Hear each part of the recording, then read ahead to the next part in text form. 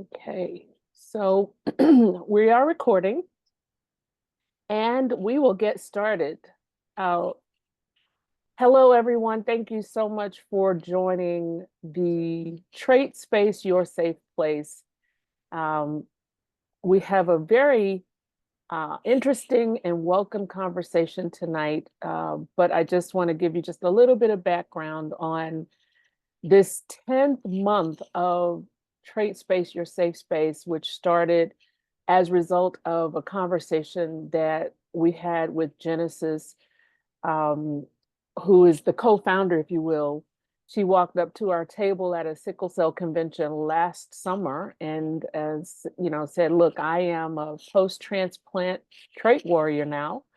I know everything about sickle cell disease, and I don't know anything about trait. So I'd like to join a support group." And we didn't have a support group for her to join. So we, as in the As One Foundation, we, especially with regard to our origin story, being founded by Devard Darling, who lost his identical twin brother to sickle cell trait exertion back in 2001. We got together and said, "Hey, um, let's do it." So Genesis and I met for a couple of months. We set up our topics, and we have been meeting monthly every third Tuesday. And I got to tell you, October having 5 Tuesdays in it was a real doozy for me.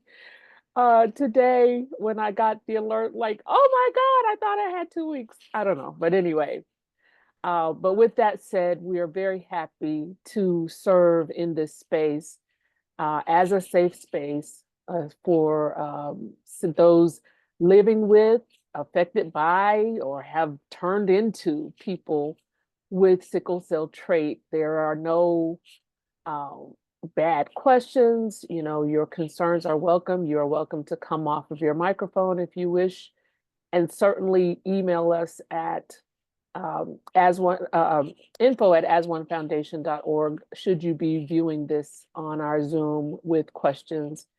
We will make sure that our guest speaker today shares his contact information, because I know that there will be questions. I'm certainly going to have some as we listen. But I would like to just jump right in. I was hoping that Genesis would join us, but this is a safe space, so we can stop and introduce Genesis if she is able to jump on with us tonight. So I will just give you a brief introduction of our speaker. And why is my email cutting up on me? It's probably because my computer is lifted. Okay, so tonight's speaker is someone that I am familiar with and has been just a breath of fresh air when it comes to sickle cell trait education. There is a bit of a consideration that trait is nothing to worry about. And being around him, listening to him, reading his works and his research is not a bad story. It's a factual story. So I like to share uh, what he shares. So Scott is retired now, having served from 1996 to 2022 as the head athletic trainer at the University of Oklahoma. Prior to the University of Oklahoma, he had the similar position at Tulane. Scott is a past president of the College Athletic Trainer Society and currently serves as its board of directors of special projects. He currently represents the College Athletic Trainer Society as a member of the NCAA Mental Health Advisory Group. He is engaged in research as director of the National Registry of Catastrophic Sports Injuries with a focus on non-traumatic exertional syndromes. He has a plethora of decoration and superlatives, but I am just going to stop right there and take this opportunity to welcome Scott and invite you to take it away. You should have the ability to share your screen and address, in addressing us tonight, as we will discuss ECAST, defining what that is, and certainly fielding any questions as we go. All right, are you seeing my slides? I hope and assume. I am not seeing your slides just yet. Okay. Let's see if I need to be doing something on my end here. You do have the ability to share, right? I think so. Let's try this again.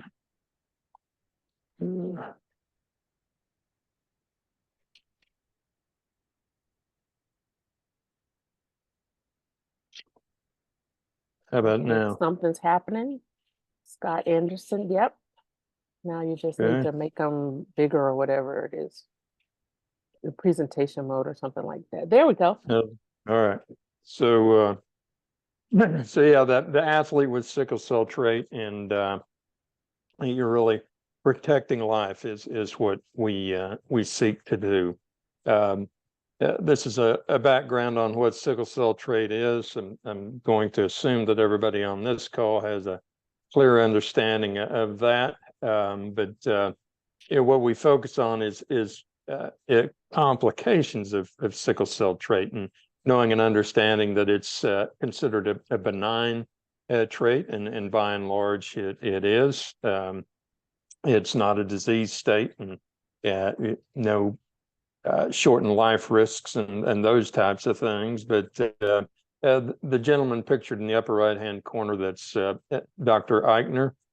He's my partner, and he joined the University of Oklahoma as a team physician. And just prior to his joining the University of Oklahoma, we had an athlete that had an exertional sickling event, and we didn't recognize it. And we thought it was an exertional heat illness syndrome, and was reviewing some of the cases with him, and he said, this is exertional sickling in an athlete with sickle cell trait. And I'd heard of sickle cell trait, but I had no idea what he was talking about. He went on to explain it to me and began to teach me, and my response was, well, I'm an average athletic trainer. I don't know this. And if I don't know this, my peers don't know it. And if my peers don't know it, it's because their team physicians don't know it either. And so we took the stage that is the University of Oklahoma, Dr. Eichner's research and knowledge, and we began to spread it amongst our peers. And we took Dr. Eichner describes, and we've called it the quintus, kind of 5 manifestations of sickle cell trait in an athlete. And the first one is asymptomatic. That's the state that athletes enjoy virtually most all of the time. There are no symptoms associated with it. A good number of them are oblivious to the fact that they have it, have never been educated of their status, and have never had any events. But the next thing that can, beyond asymptomatic, they can have ischemic events, and that's where the blood cells sickle, and they can block the blood flow. And ischemia, as you may know, is just a restricted blood flow to the blood vessel. The next one, 3, is ischemic events with with visceral or muscular infarcts. The visceral are often in an individual with sickle cell trait that goes to altitude, newness to altitude, or exertion altitude, and they have a splenic infarct is maybe the most common manifestation of that. But with the ischemic events as a result of exertion, with exertion, the red blood cells drop off oxygen to the working muscle. They become deoxygenated, and in that deoxygenated state, they can turn sickle shape. They get elongated, they get stiff and sticky, They can stick to each other, the cell walls, they can block the blood vessel. And so we have ischemic events. And if those ischemic events progress, then we begin to get muscular infarcts as well. As the blood flow to the muscle is blocked, the muscle begins to break down. If that continues, then we begin to have rhabdomyolysis or severe rhabdomyolysis. And in the athlete with sickle cell trait, it can be very explosive in nature, happen quickly and progress quickly. And so with that, we can have affect of the kidneys, spleen, as I've already mentioned, and we can have effect of the heart as well, myocardial infarct. And so the grave risk, what we've focused on a lot in our education and work with athletes, is that fulminant rhabdomyolysis that can come with exertional sickling, and that can lead to death. And so that's what we've focused on. We track fatalities, not just in athletes, but in other areas. We owe a debt to the military. The military, especially the Army, did a lot of the early research on this and identified this syndrome. But again, the space that we live in is football. We're up to 29 college football players, 17 high school, and each college and high school, they've each had one death this year, a college player in July and a high school player in early August. But MMA kickboxers, high school baseball, boxers, fist fighters, high school, college track, we've seen it there. We tend to see it in people in sustained intense activity. And so that's that in the military, it's typically a recruit doing a fitness test. In college, in high school football, we see them in training. In firefighters and police, we see them in academy.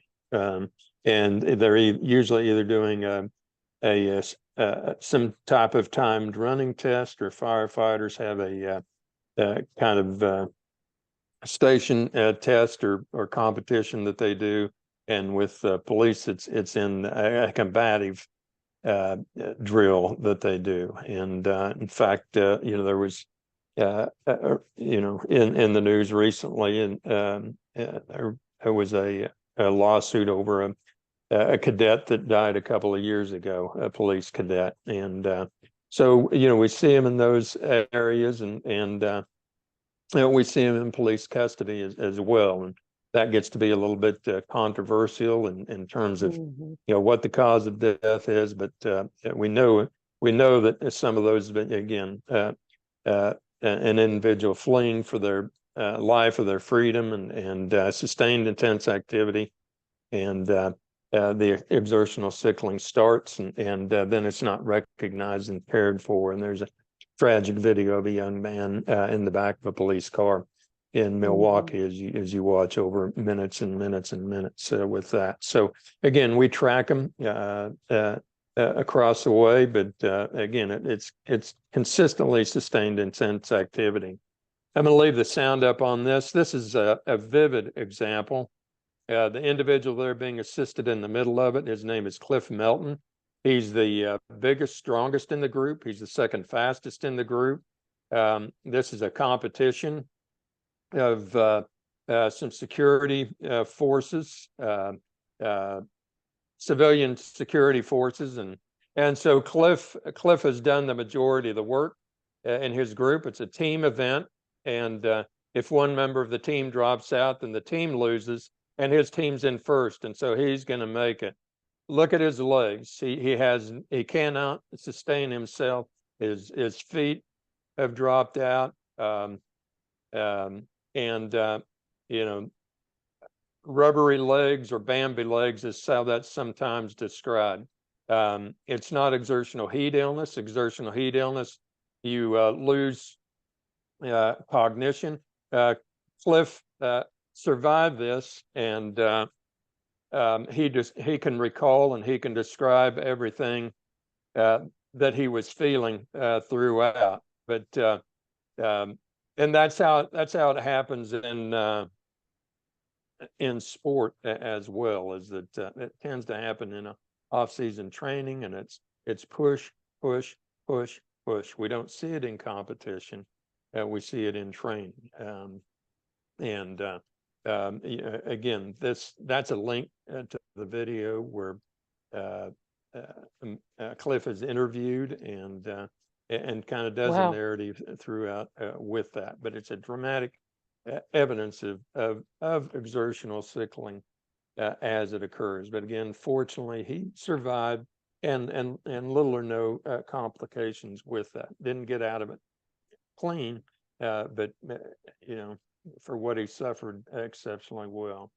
This is one that we use in our teaching with athletic trainers in particular, knowing and understanding that not all collapse is the same. And exertional collapses, these are the four common ones in sport: asthma, exertional heat stroke, cardiac, and exertional sickling. And these are all separate syndromes. So we teach athletic trainers to know and understand, you know, the presentations that exertional sickling gets confused a lot of times for exertional heat stroke. It's not an exertional heat illness.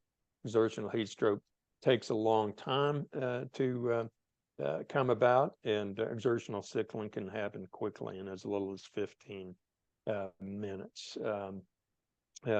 Exertional heat stroke, they have an elevated core temperature, 106 or higher, 105 or higher.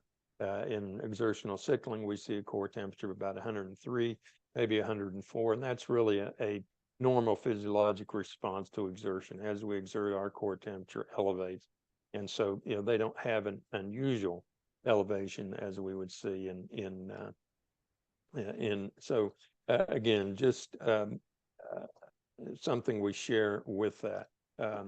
But a few key things are we teach that athletes should know their sickle cell trait status. It's a point of personal health information. And so we think it's something that they should know. That knowledge should be shared with strength coaches, sports coaches, medical staff, anybody that's going to be, principal in the hands-on management of that athlete, their workout, their care, all of that. Everybody should know, and the supervising staff should know the prevention and recognition strategies for exertional collapse as well. So the knowledge and education becomes a key thing, and repeat that over and over.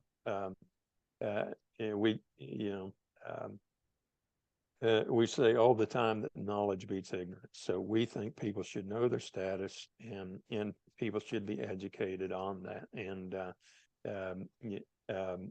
And all of these things really have to take place. It's not enough just to know status. Using Devon Darling as an example, Devon knew his status because Florida State University tested him, and they got his status, and they told him they didn't really educate him per se. They certainly didn't implement any tailored precautions, and we can give other examples of athletes where status was identified, education took place, but precautions were not practiced. Just back in July, Curtis Dickey at Bucknell, again, he knew his status, and so did the school.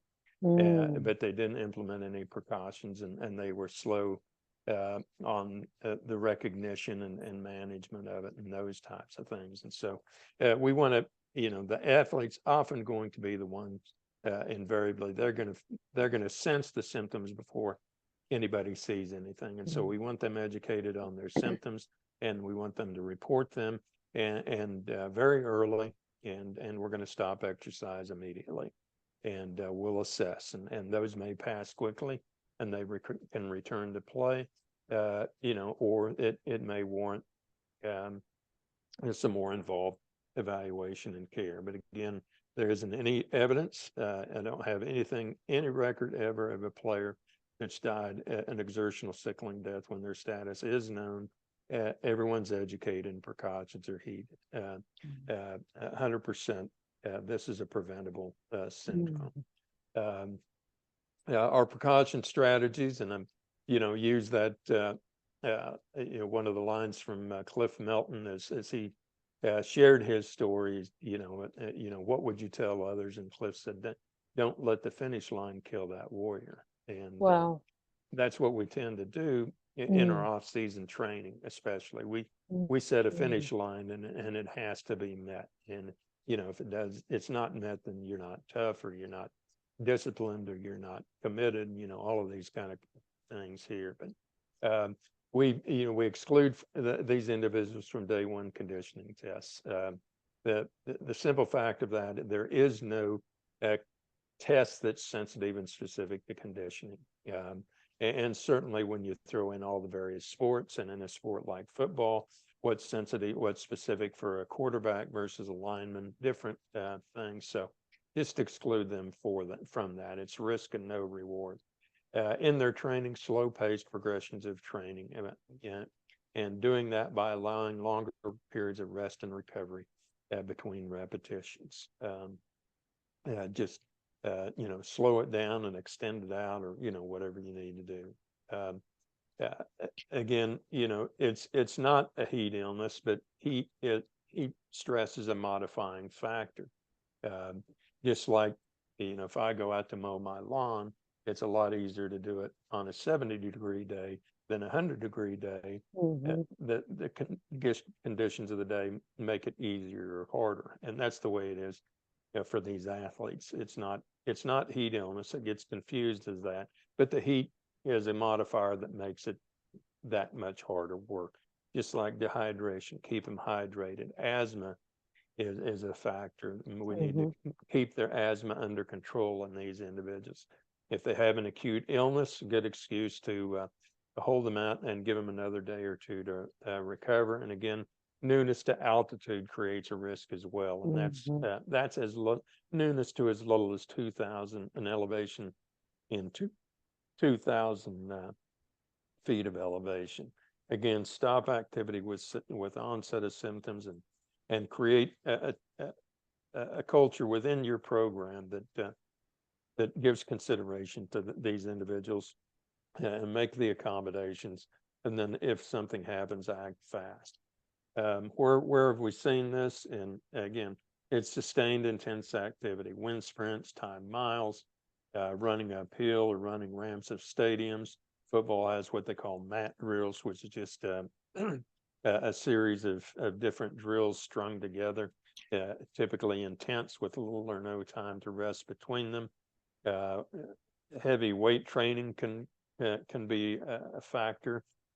Resistance drills, and again, in police cadets, it's the defensive tactics drills where they're essentially fighting one another, or boxing one another, wrestling one another, and then firefighters, the tower drill, and military fitness testing. So what does it look like? Again, it often happens with brief but sustained heroic exercise. They're giving their all and giving their all for a sustained period of time. They complain of fatigue, and it looks like fatigue, but it's not necessarily fatigue. As one athlete described it, I'm not tired. I just can't go on. They just need that rest and recovery. Legs like Jello or Bambi legs. What Cliff showed on that video. Complain of chest pain. I can't catch my breath. That they'll complain of a cramp. Their muscles aren't cramping. It's not that hard tetanic cramp that we've probably all experienced, but it's ischemic pain in the muscle, and they don't notice that, hey, I'm having ischemia. They just know they're having muscle pain, and so they often describe it as a cramp. And that often appears in the low back, and or the legs, and they can have hyperventilation from lactic acidosis, but that's a more pronounced syndrome. We hope we're catching it before then. And again, don't assume that there's a prodrome, that there's some low level of symptoms that you can kind of ride with or ignore, those types of things, until something else a little bit more major comes along. If they have symptoms, they stop. This is a medical emergency, so we prepare accordingly. Again, this is preventable.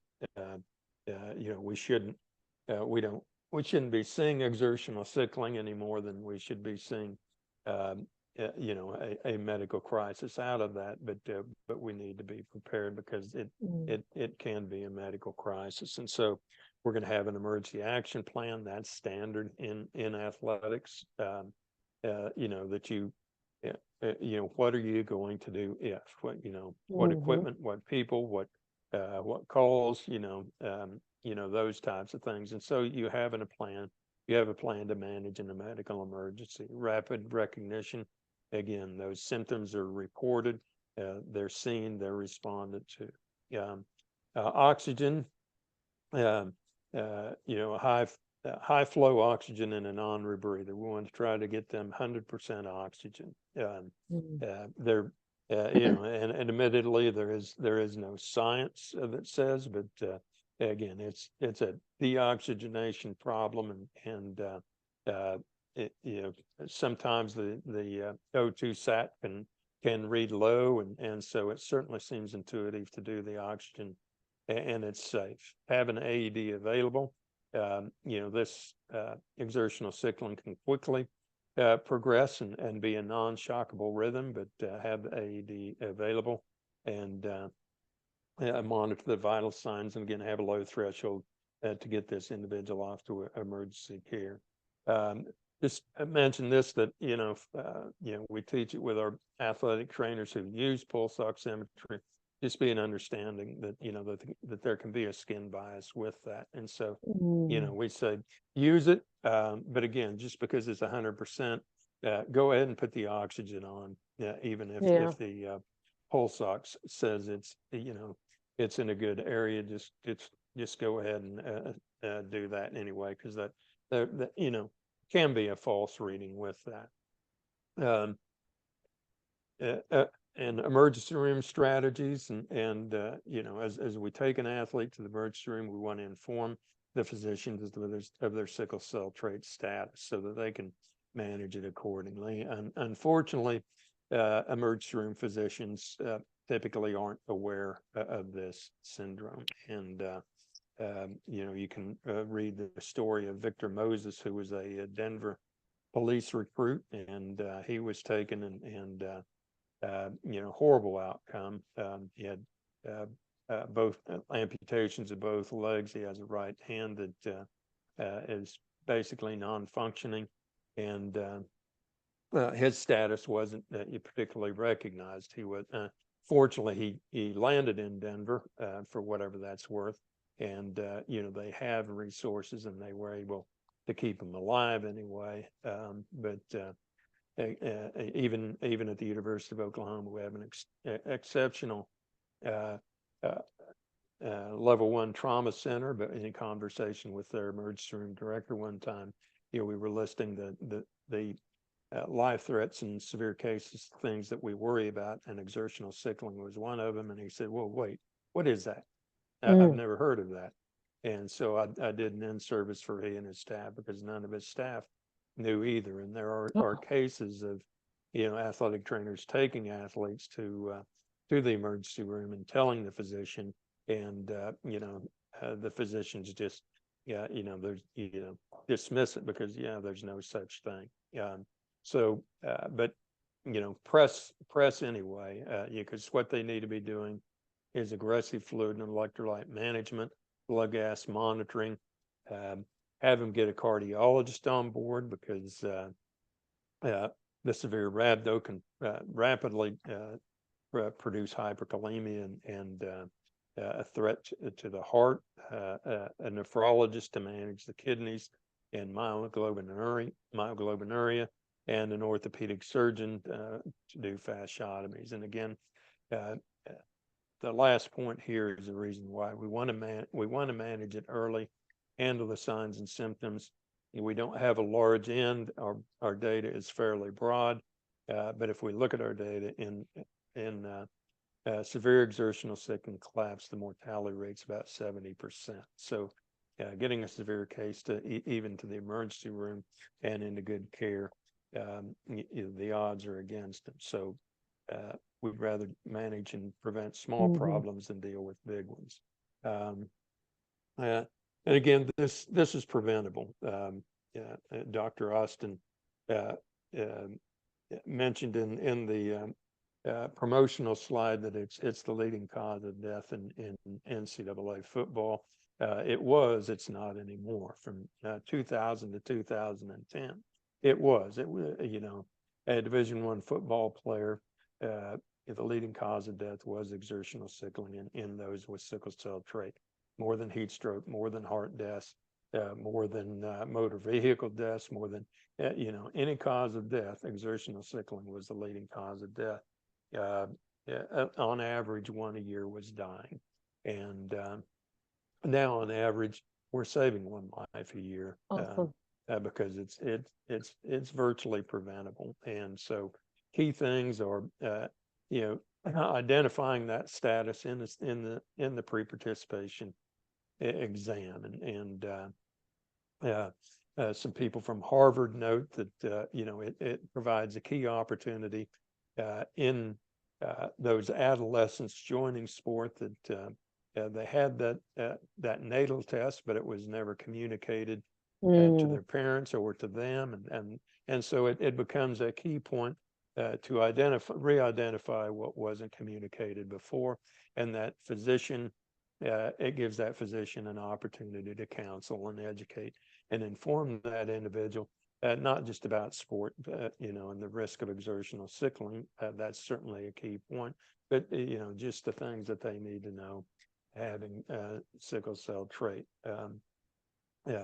We know that there's a high proportion of athletes who are unaware of their status, Mm-hmm. And so again, we just want that status confirmed as they come in. And again, the graph there, I think, if you can see that, it shows that the incidents before the NCAA rule change in 2010 and the effect afterwards. Again, at that point in time when that slide was made, there had only been one death at that point in time. That was Ted Ague. Again, he was an individual that he knew his status. Everybody knew his status. He'd been educated, but they just chose not to take any precautions on that day. And so we've proven it at this level that it's 100% preventable. Again, taking something that was a leading cause of death and virtually dropping it to nothing. And I've been in this space for a long time. We have a lot of initiatives. Most of them aren't successful. This has been successful. If we look for things that are in the history of football that have saved lives, it's doing away with the flying wedge in about 120 years ago, doing away with spear tackling in 1976, and then this rule change here in 2010. Absolutely prevents lives. Gets some concern that that we're discriminating against these individuals, with sickle cell trait. I ask all the time if anybody knows of an athlete who was denied participation in sport because somebody found out they have sickle cell trait. Let me know. And I haven't had anybody share a case yet. And and testing in sport has been there for a long time. Even when the NCAA made the rule, already about 50% of the schools were doing the testing anyway. So it wasn't any big deal. It's been standard in the NFL and the NBA longer than it's been standard at the collegiate level. And of course the military, other than the Army, had been doing it for decades. And the Army just started a few years ago, and the Army did it based on the combination of the lessons that they had learned from the NCAA and our success, and the fact that again their precautions weren't working. They had a number of clusters of deaths in recruits, particularly in the Navy. And so that's that. I'll stop, and that's my contact information, and be happy to share in any discussion or questions. So many questions, but you've got the National Registry for Catastrophic Sports Injuries up here on this screen. And I know you showed some numbers of exertional sickling. Do you have a hard number of exertional sickling incidences? And is there any way to predict in order to be, more preventative of like what's happened with these young people? What was going on? Where were they? And the follow-up to that is there a best practice that we could look to and hopefully entice people to go follow them, do what they're doing? Programs, high school, Pop Warner, all of the above. Yeah, we at one point in time tried to do a registry of athletes with sickle cell trait. We wanted to know and understand, what sports they were in, and the percent, were there sports that they tend to gravitate to, and sports they stay away from. We know and understand from track that they're going to be sprinters, not distance runners. And we also wanted to try to get some numbers in terms of the non-fatal exertional sickling events that are occurring out there, but we just couldn't get that done. HIPAA and FERPA and just a whole lot of issues prevented us from doing that. But we've studied football a lot because that's where the deaths tend to occur. But again, in an athlete, it's invariably conditioning.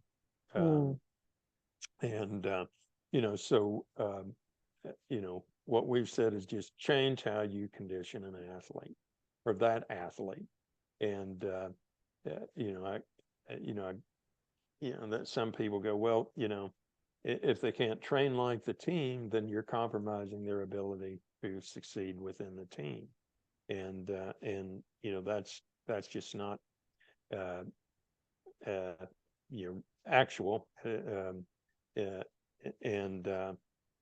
Again, I worked with the University of Oklahoma for a quarter of a century, and we have 115 athletes on our roster, and at no point in time did I ever have 100% of the athletes doing 100% of the things. Everybody.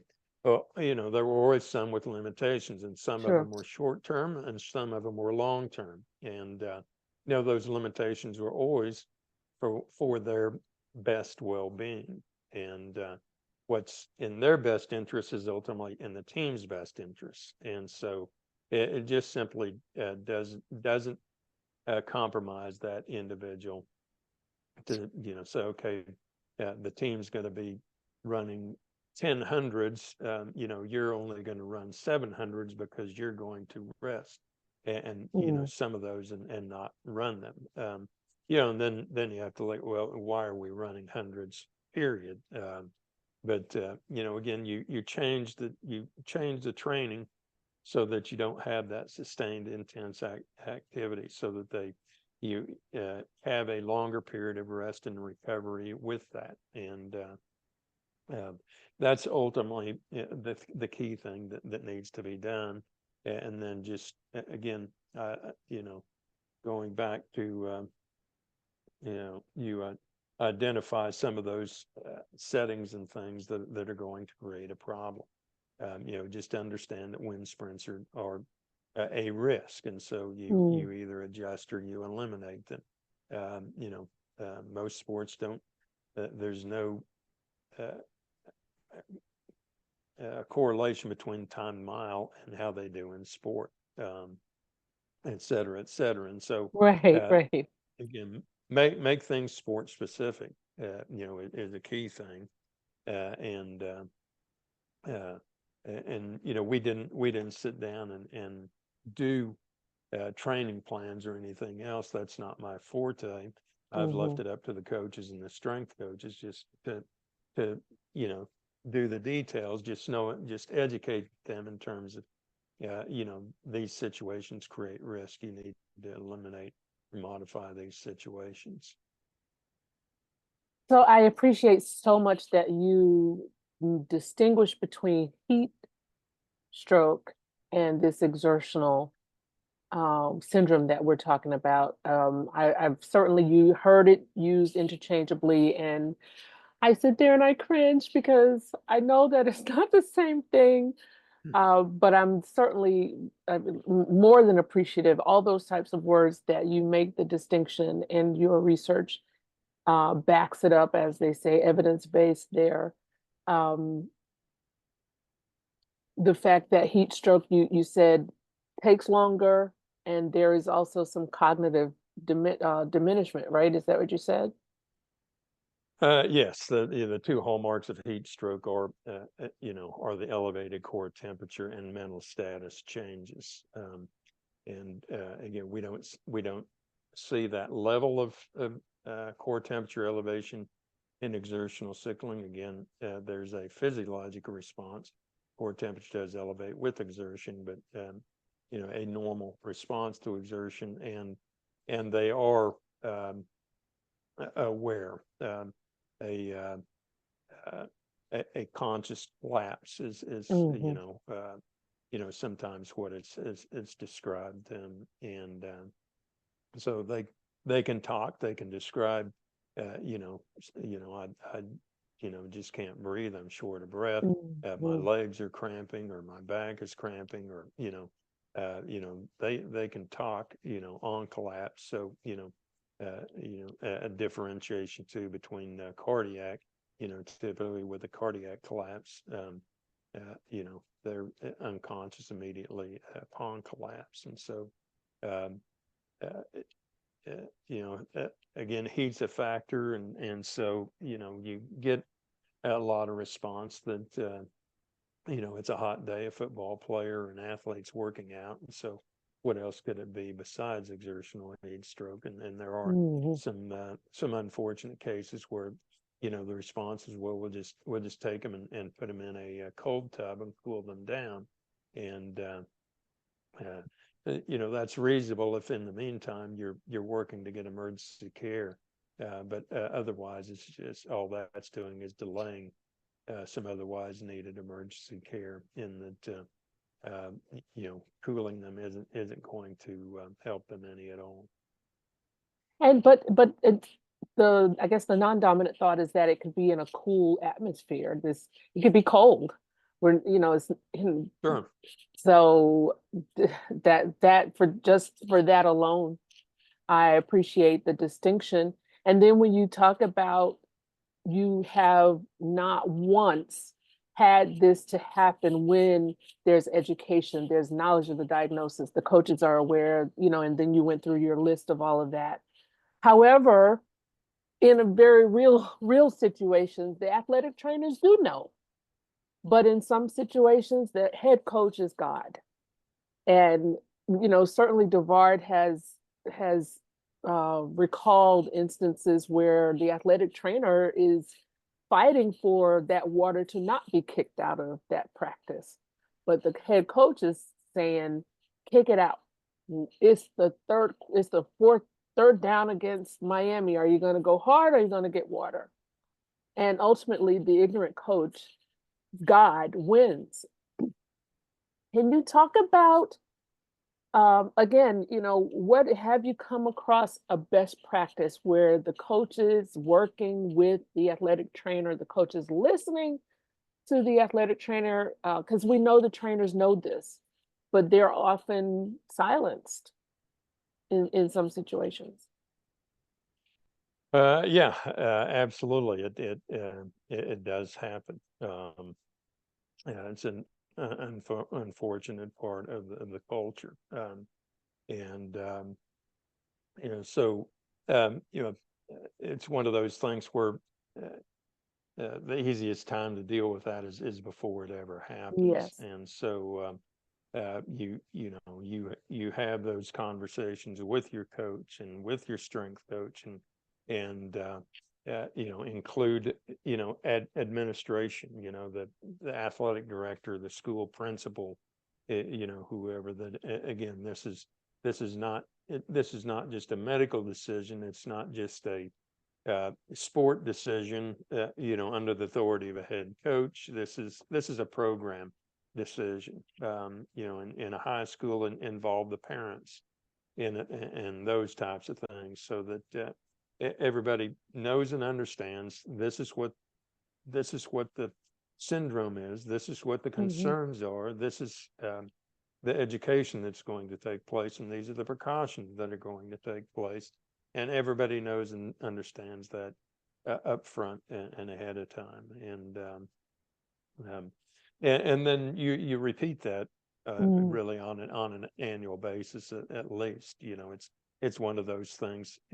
Everybody has kind of their New Year organizational meeting, and these are the new things, but that we need to talk about. But these are some of the these are just important things, and we talk about them every year because they're important. And this is one of those things that you do because there's a changeover of personnel, and all of those things happen. And just because we talked about it one year, we talk about it the next, and then every time you get an athlete that okay, we've got a new athlete in, and this athlete has it, and use that one individual case again. Just okay, again, let's just run through the risks and the precautions one more time. So again, it's that. Again, it has just not just knowledge, but education and precautions. And you just have that over and over again. And if you don't mind going to that slide, so we can see it again, and also talk about have you had a chance to study the non-collegiate settings like high school, Pop Warner, other settings where these precautions can be taken, and what's going on out there, and what have you come across a best practice in those areas? Yeah, we have really worked to take again what we've done at the NCAA level and apply it to other levels, even collegiately, NAIA, and junior college level, those types of things, because what the NCAA says doesn't apply to those levels. And then to high schools as well. For athletic trainers, irrespective of their level, there are some standards, within our literature and association and those types of things. And so an athletic trainer is really without excuse, and the athletic trainer not being an excuse, they should be, again, educating their coaches and administration, so they're without excuse. But a lot of it starts in terms of a frontier for us is getting to the pediatrician and the family practice physician, those people that are doing those entry-level physicals for adolescent athletes, and that they know and understand the importance and value of identifying status and educating those athletes. That's where the education really needs to take place. They shouldn't be arriving at college not knowing that. And amen. And so but we do. I mean, we did some of our research. We looked at the incidents in high school, and where we can see that drop off at the collegiate level. We don't see that drop off at the high school level because they're not focusing on status knowledge and then having the education and implementing the precautions as we have at the collegiate level. So again, that the model that has developed at the NCAA. I guess it's an excellent model. It's a proven Mhm. model. Again, it's proven enough that the United States Army had to pay attention to it and Mhm. realize that that was a practice that they needed to follow and did.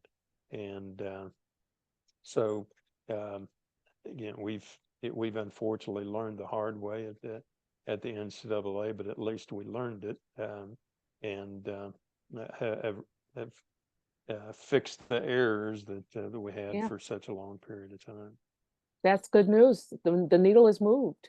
I Yeah. can't wait to, share that. Of course, it's provocative and jarring to say, number one non-injury killer or non-traumatic killer or whatever, but to know that um, through concerted effort, this is changing, and that is definitely rewarding to share. Have you heard of Lance Curse? No, Okay, not off the top of my head. gotta get you guys together. Lance is a Okay. survivor, Okay. um, former basketball athlete. Um, whole story, and I cannot wait to listen to the Cliff interview because I really definitely not really shy away because it is what it is, but to share the survival stories of folks that have dealt with this exertion and live to talk about it, and because their voice is the best voice um, to especially the athlete types. We all know that NFL is sexy. No matter what, Devard can be really shy about his waning, as he says, NFL status. But no matter what, it's still, attractive, and people, they listen, they perk up. And I experienced that, because unfortunately, when you say sickle cell, people think they know what they know and they think they know enough, so their ears tend to close. But this athlete connection, this, NFL connection, or even in athletes from other sports telling their stories. We work very closely with Ferran Dozier. Are you familiar with Ferran? I'm not, no. Ferran Dozier, Farron Dozier, Dezier, is a military survivor. He did the mile, the measured mile, Mm-hmm. a timed mile, and sprinted, got to that sprint. He did not know his status, but connected the dots, and maybe that's what it was. It was in his file, but he wasn't fully aware what it meant, and connected the dots later after some years of running into someone also in the military. I believe Ferran ended up getting medically discharged prematurely, but has definitely met others since that were not medically discharged or didn't have to be medically discharged because the knowledge was there. But he can tell you, taking that sprint and the elevator door closing on him and all of that. But he actually does education on the very military base where he had his episode. So like I said, I just love to be engaged with these athletes that have survived.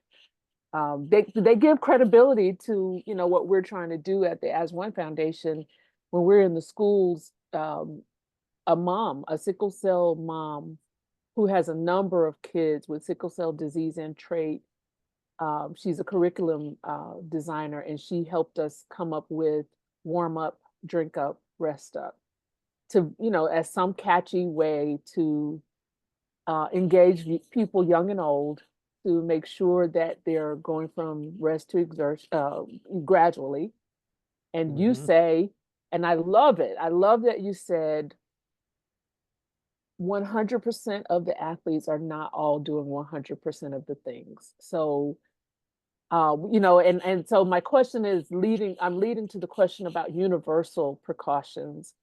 One train of thought is make everybody take the break, make everybody take the hydration, make everybody warm up, drink up, rest up, so that that sickle cell trait athlete is not stigmatized and singled out. But you know, in this not-for-profit space, resources are always key. But you know, that's our simple thing: warm up, drink up, of course, hydrate, and rest up. They need to be allowed recovery. Um, so what do you have to say about universal precautions? And I keep picking you for my character flaw of searching for immediate, swift resolution. And I know, you know, 25 years you've been at this, and I've been in this space 15 years, and we can agree that the needle is moving, but you know, I want the world saved tomorrow. So, Yeah. what are your thoughts about universal precaution? You know, they're not bad. They're just not wholly effective either. They were developed in the Army. Really, as the Army considered exertional sickling and exertional heat illness, and so they said, well, we'll just treat it as an exertional heat illness. We'll put in these universal precautions that are going to prevent heat syndromes, and we'll do it. And so, but they haven't been effective. Mm, And you know, again, the United States Army relied on those universal precautions for a long time, and they relied on the precautions instead of identifying status um, and they weren't effective. They weren't effective in the Army, and they weren't effective at other places either. Again, one of the things that drove the Army to embrace these NCAA methods was the fact that again they had recruits in the Navy, in the Air Force, in branches where they were testing these individuals. They had the status information. They had their universal precautions, but athletes were still, or these recruits were still dying. And mm, and you know, the military still has that fitness test, and they cling very hard to that. You know, it's traditional. They think there's a lot of value in that. You know, when we're sitting before them, we ask them, you know, why? You know, do mhm, you mhm. do this? You know, uh, and but it's still a risk and a problem in the military, and I think that's you know, it's really important, you know, that education takes place, because you know, those you just like in sport, you know, they have some recruits that go down, and lo and behold, the people that are responsible for them that day don't know that individual has this trait. They may be wearing some armbands or something that identify them with the trait, and they don't recognize what those armbands are for, and they Mm, don't know and understand what steps they need to be taking. And so again, uh, you know, all of those things, everybody should be educated. yeah. And you know, we've got to know the signs and symptoms, and we've got to know uh, know and understand that if they're out there doing that running, that it is an at-risk period. A lot of people have proposed, you know, what's called having a bad day. Mm, Yeah, you know, I'm sorry, I'm having a bad day. I'm out today. Um, well, you know, that doesn't really seem to flush in the military system. You right, know? right.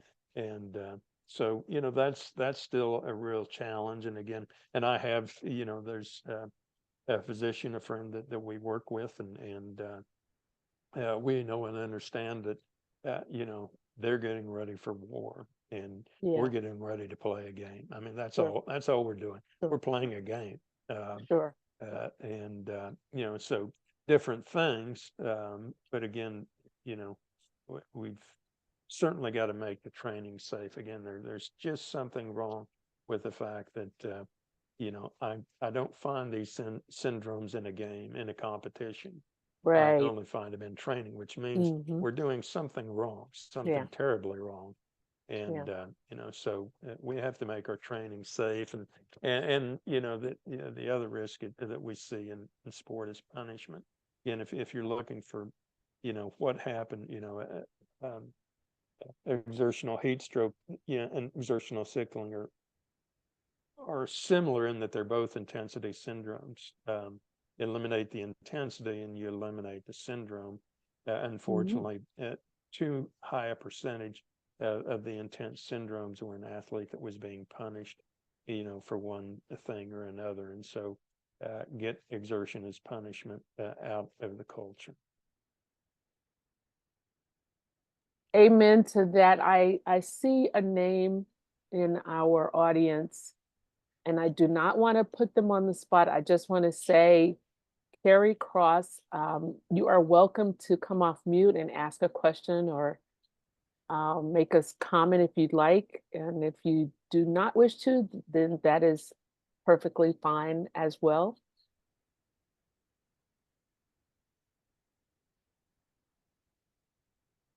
Hey, how are you doing? Hey, good. How are you? Good. I I hate that I missed about 45 minutes of this. I happened to just find you on Facebook and saw this was going, and I had to quickly jump on and kind of It's see what you were it's talking about. it's recorded, so you're in luck. I know, I saw that. Definitely uh definitely go back and look at it. But yeah, I jumped on here, kind of wanted to hear what your guest speaker had to say. Have you met before, Scott? Have you met Carrie Cross before? I have not met him. Okay. No, I wasn't that. Well, if you choose to, do you want to share your story or Uh, brief? so I had a son 8 years ago passed from exertional sickling. He was 14 years old. I was out at football conditioning camp first night. And Carson, your son? yes, Carson Cross. Yeah. And he was first night of conditioning camp. It was the first about 40 minutes into it. And I was out there, me and my wife were out there, and he collapsed. And like kind of what you're saying is initially it was kind of ruled a heat related issue. We got to the hospital, kind of had that what they call the kind of the honeymoon phase, where he was kind of making some improvements, but he got back to be conscious, and they admitted him into the ICU, and then a few hours later he just went into multi-system organ failure. And it wasn't until probably a few hours after we were at the hospital that they actually kind of, because I mentioned to him, I said, hey, he has sickle cell trait. Do you think that makes any difference? And that they kind of honed in at that point. But by that point, there was a lot going on. And then 24 hours later, he passed away. Thank Well, you. that's painful. It's Thanks very for sharing that story. absolutely. Thank you so much for sharing. And, we're intentional about keeping Carson's name spoken and remembered. And I'll just say that I drink cherry wine now But because of you guys sharing that. yeah, and I think the other thing too is, when we mentioned sickle cell, that he had sickle cell trait, me and my wife are both Caucasian, and a lot of people look at me like, well, how, and I think the education part too of getting them out, it's not just, an African American thing, or I think everybody needs to know their status. That's one big question that we get. They're like, who else in your family? And it came from my side of the family. I have it. Of course, my dad, we all got tested after the fact, but it, came from my dad's side of the family. But that's definitely something that kind of needs to get out there also. Yeah, in our database, one of the police recruits is a Caucasian. The last I mentioned that there was a high school football player that died this year of exertional sickling, and he's Hispanic. It's not prevalent in that population either. And his was just reported just last week. But the cause of death is exertional heat stroke in him.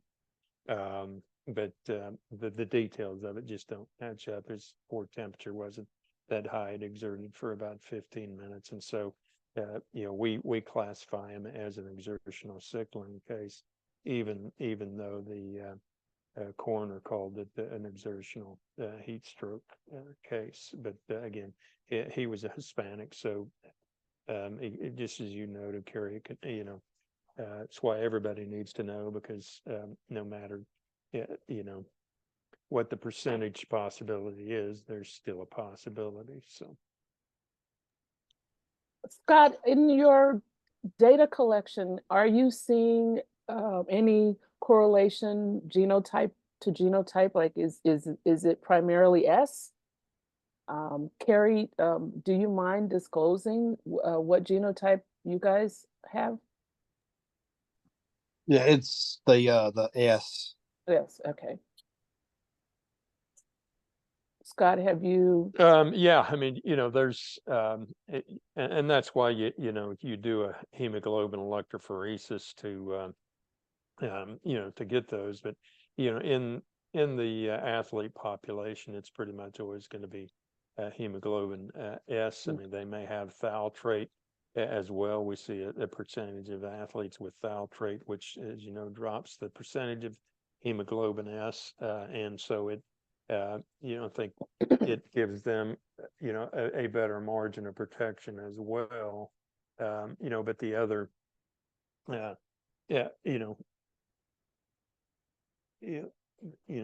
if there's something besides S in there, again, it gives the a team physician an opportunity to evaluate that with the hemoglobin electrophoresis, and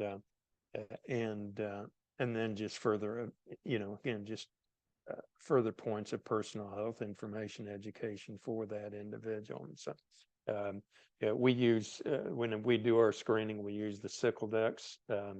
It's a valid method of screening, and then if we have a positive on the Sickle Dex, we always do the hemoglobin electrophoresis, so we get that better estimation, kind of a qualification, so to speak.